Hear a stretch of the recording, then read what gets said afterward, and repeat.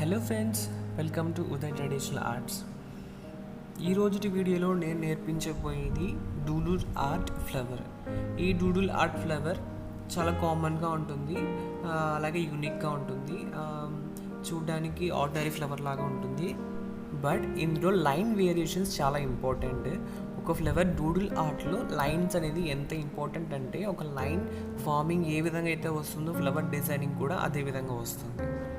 చూడ్డానికి ఫ్లవర్ చాలా కామన్గా ఉంది, స్కిప్ చేయకండి. సో అవుట్పుట్ చాలా బ్యూటిఫుల్గా వస్తుంది. సో డెఫినెట్గా మీ అందరికీ ఈ వీడియో డెఫినెట్గా నచ్చుతుంది.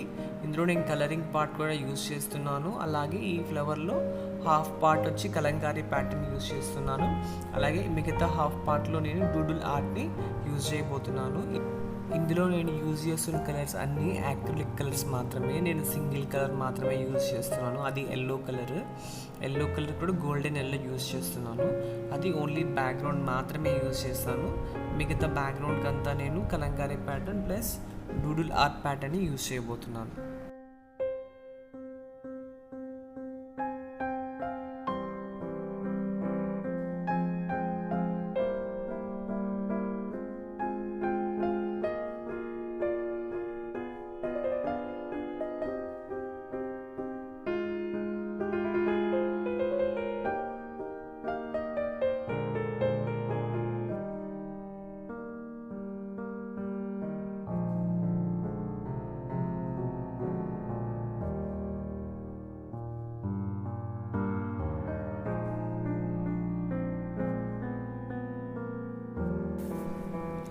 ఇందులో చూపించిన లైన్ వేరియేషన్స్ చాలా important. Each and every petal కూడా లైన్ వేరియేషన్స్ చూపిస్తేనే మనకు ఆ ఫ్లవర్ యొక్క బ్యూటీ అనేది కనిపిస్తుంది, చాలా యూనిక్గా ఉంటుంది. సో ఒక్కొక్క పెటల్ ఒక్కొక్క వేరియేషన్లో చూపించడానికి ట్రై చేయండి. యాక్చువల్లీ ఈ ప్యాటర్న్ వేసేటప్పుడు కూడా బ్యాక్గ్రౌండ్ నేను ఆ పెటల్స్కి బ్యాక్ సైడ్ కానీ కొంచెం డార్క్నెస్గా ఇస్తాను, కొంచెం షేడ్ ఇస్తాను. సో మిడిల్ పార్ట్ కూడా చూడండి, ఇచ్చిన ఫ్లవర్కి కొంచెం బ్యాక్గ్రౌండ్ అనేది కొంచెం థిక్గా ఇచ్చాను. సో ఇప్పుడు మనం వేస్తున్నది కలరింగ్ పార్ట్.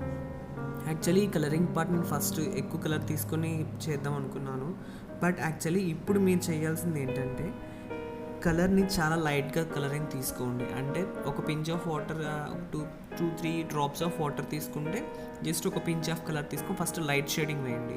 ఈ దేనికైనా బేసిక్ థింగ్ ఏంటంటే, ఒక షేడింగ్ వేయాలి అంటే ఫస్ట్ మనం లైట్ షేడ్ అనేది యూజ్ చేసుకోవాలి. ఫస్ట్ లైట్ షేడ్ అనేది వేసి కంప్లీట్గా డ్రై అయ్యాక మాత్రమే మనము డార్క్ షేడ్ యూజ్ చేసుకోవాలి.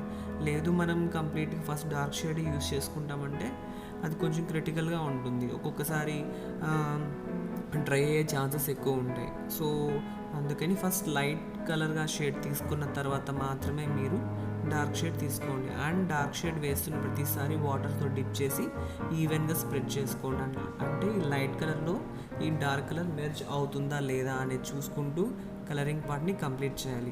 యాక్చువల్లీ నేను ఇది 3 టైమ్స్గా చేశాను. ఫస్ట్ లైట్ కలర్, తర్వాత ఇంకొంచెం డార్క్ కలర్ తీసుకున్నాను. ఆ తర్వాత ఇంకా ఎక్కువ డార్క్ కలర్ ఎక్కడ వేస్తే బాగుంటుంది పెటల్స్కి బ్యాక్గ్రౌండ్ అనే ఉద్దేశంతో మాత్రమే నేను ఎక్కువ డార్క్ కలర్ తీసుకున్నాను. యాక్చువల్లీ ఇంకా కంప్లీట్గా పేపర్ మొత్తం కూడా నేను లైట్ ఎల్లో కలర్ని యూజ్ చేస్తాను. సో ఎందుకంటే నాకు ఫ్లవర్ అనేది వెల్యువేట్ అవ్వాలి. సో ఫ్లవర్కి బ్యాక్గ్రౌండ్లో కాస్త మాత్రం ఎల్లో కలర్ బ్రైట్నెస్గా ఉంటే సరిపోతుంది. మొత్తం డార్క్ కలర్లో బ్యాక్గ్రౌండ్ ఇచ్చామంటే సో అవుట్పుట్ అంతగా బాగోదు. సో మిగతా బ్యాక్గ్రౌండ్కి లైట్ కలర్ ఎందుకు ఇస్తున్నాను అంటే, సో అక్కడ నేను కలంకారీ మోటివ్స్ని యూజ్ చేస్తున్నాను, అలాగే డూడుల్ ఆర్ట్ని కూడా నేను యూజ్ చేస్తున్నాను. ఇక ఏమాత్రం లేట్ చేయకుండా కంప్లీట్ కలరింగ్ పార్ట్ని చూసేద్దాం మరి.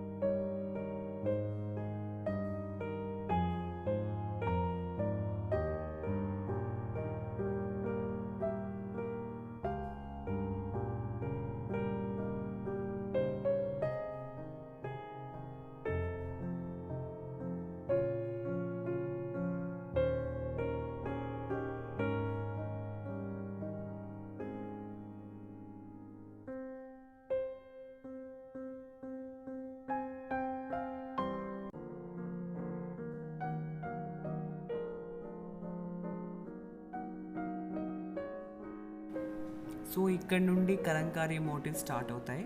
సో కలంకారీ మోటివ్స్లో నేను ప్రజెంట్ ఓన్లీ బేసిక్స్ మాత్రమే తీసుకున్నాను. మీరు ఈ బేసిక్స్ని చూడాలి, నేర్చుకోవాలంటే మీరు ప్రీవియస్ వీడియోస్ని నావి కానీ ఓపెన్ చేసి చూసారంటే సో మీకు అందులో బేసిక్స్ అనేటివి డీటెయిల్గా ఉంటుంది.